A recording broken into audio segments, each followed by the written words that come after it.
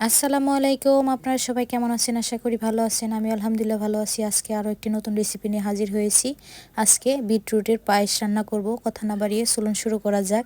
প্রথমে আমি 3টি মাঝারি সাইজের বিটরুট নিয়েছি। এবার ছিলিয়ে পরিষ্কার করে নেব, ধুয়ে ছিলিয়ে পরিষ্কার করে দিয়ে নিয়ে এবার গ্রেট করে নিয়েছি পুরোটাই।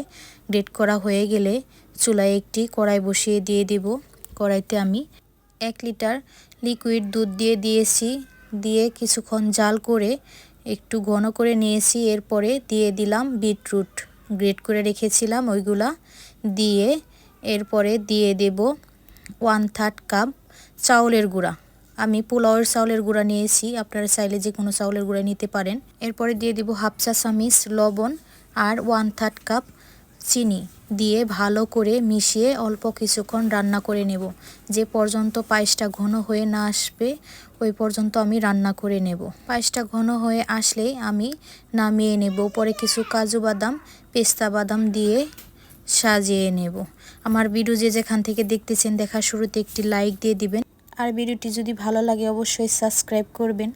একবার হলো বিটরুটের পায়েস রান্না করে খেয়ে দেখবেন, অনেক সুস্বাদু আর হেলদি একটি খাবার। তাই বলছি একবার হলো বাসায় বানিয়ে খেয়ে দেখবেন, অনেক ভালো লাগে। সবাইকে অসংখ্য ধন্যবাদ জানাচ্ছি পুরো ভিডিওটি দেখার জন্য। ভালো থাকবেন, সুস্থ থাকবেন। আল্লাহ হাফেজ।